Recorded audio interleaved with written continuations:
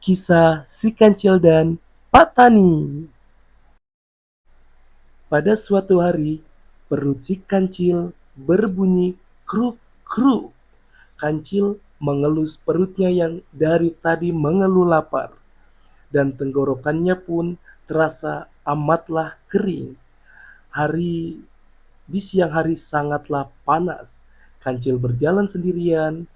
Tadi dia memang bersama teman-temannya meninggalkan hutan kecil tempat tinggal mereka yang terbakar. Sekarang teman-temannya sudah meninggalkannya. Lalu Kancil pun duduk bersandar karena matanya berkunang-kunang. Tiba-tiba ia melihat hamparan hijau. Ya, itu adalah ladang Pak Tani yang ditanaminya dengan ketimun. Air liur Kancil semakin menetes di dalam tenggorokan. "Ah, aku akan memakan timun Pak Tani," kata si Kancil. "Kalau cuma sedikit, pasti tidak apa-apa aku makan."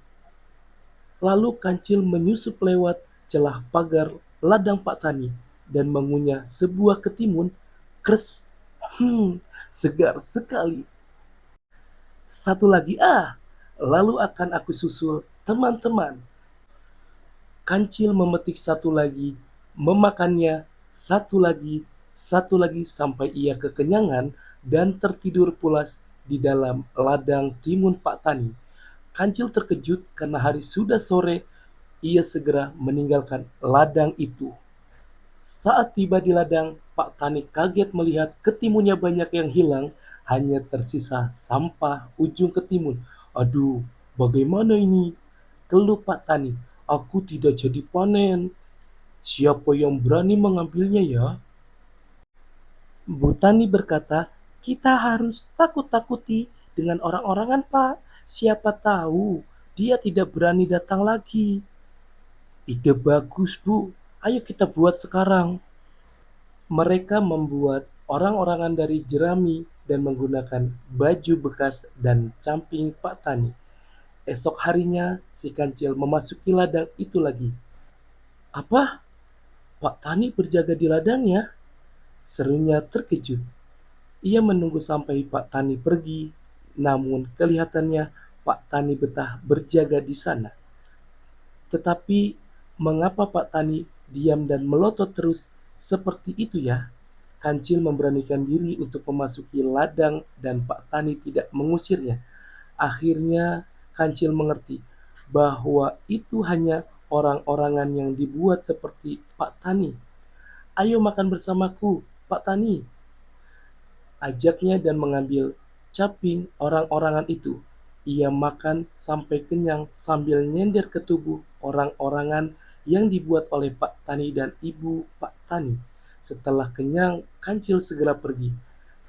"Sepertinya pencurinya sudah tahu jika ini bukan orang-orangan dan bukan Bapak," kata Bu Tani.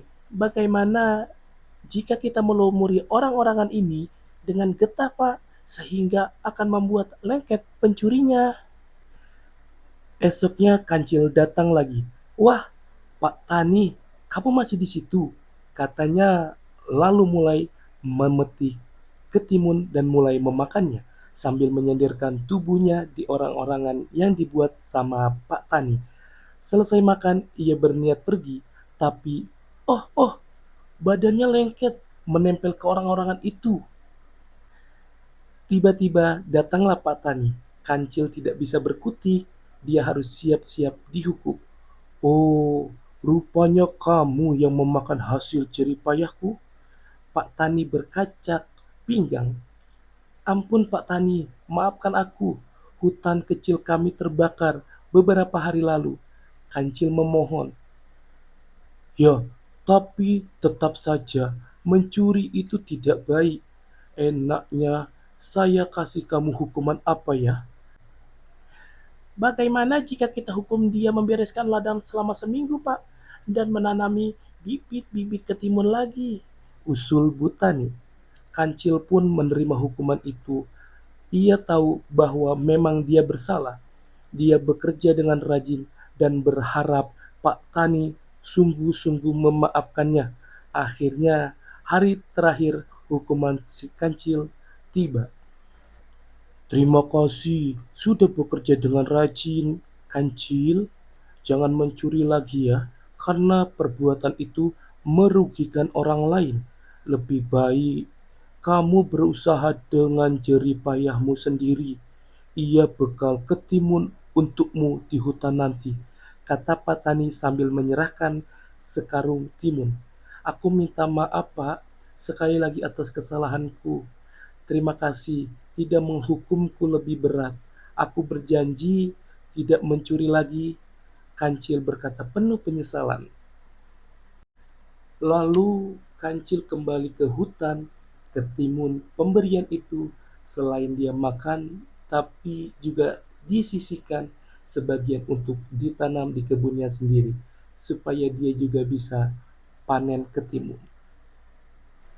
Terima kasih adik-adik yang sudah mendengarkan cerita si kancil anak nakal yang suka mencuri ketimun.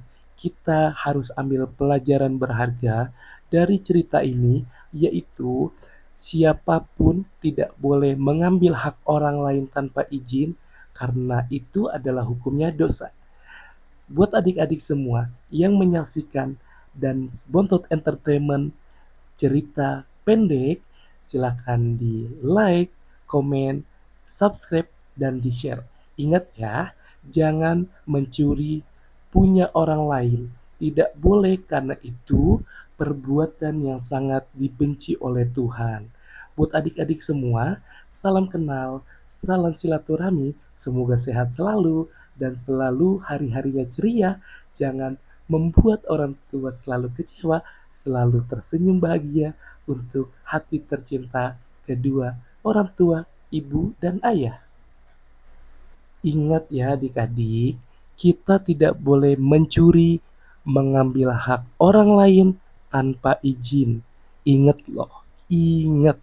Oke, sampai bertemu di lain waktu. Doakan kakak, semoga selalu dalam sehat walafiat, biar bisa menemani adik-adik di setiap harinya. Bye-bye, sampai jumpa.